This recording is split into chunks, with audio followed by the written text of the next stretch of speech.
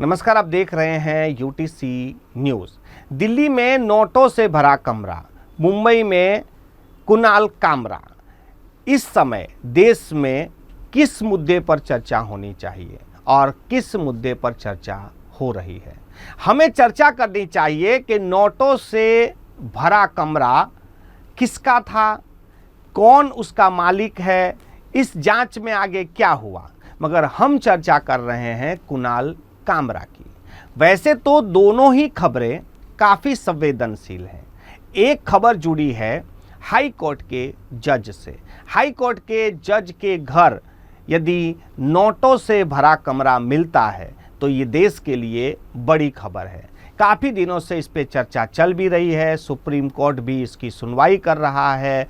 इस जज की बदली इलाहाबाद कर दी गई है और इलाहाबाद के जो वकील हैं उन्होंने इसका भारी विरोध भी किया है।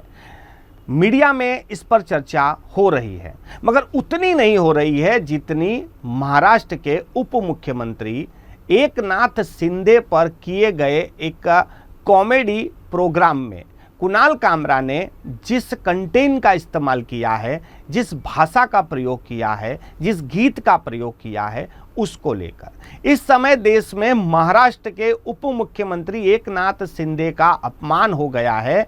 इस मामले की चर्चा ज़्यादा है। महाराष्ट्र सरकार ने कुणाल कामरा के खिलाफ एफआईआर भी दर्ज की है और उन्हें माफ़ी मांगने की बात की है।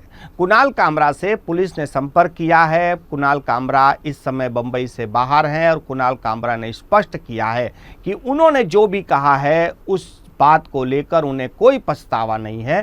कानून के राह में जो भी कुछ होगा वो कानूनी तरीके से कानून की मदद करेंगे। कुणाल कामरा ने जिस तरह से ये कंटेंट बनाया और उसको लेकर जिस स्टूडियो में वो शूट हुआ था उसकी भी तोड़फोड़ की गई है। हमने जैसे पहले ही शुरू किया था कि एक तरफ नोटों से भरा बंडल और एक तरफ कुणाल कामरा। अब हम कमरे की बात करें या कामरा की बात करें, हमारे लिए ज़रूरी क्या है? हमारे लिए नोटों से भरा कमरा ज़रूरी है या फिर कुणाल कामरा ज़रूरी है?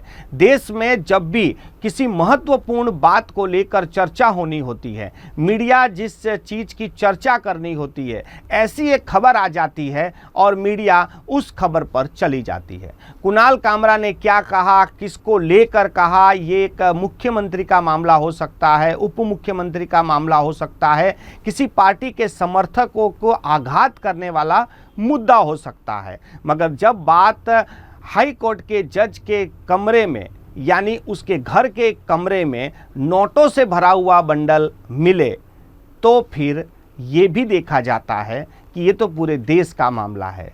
मगर हमारे लोग, हमारी जो मीडिया जिसे गोदी मीडिया भी कहा जाता है, वो अक्सर सॉफ्ट चीज़ों पर ही ध्यान केंद्रित करती हैं, जहां उनकी काफ़ी कुछ जवाबदेही ना हो, ज़्यादा मेहनत ना करनी पड़े।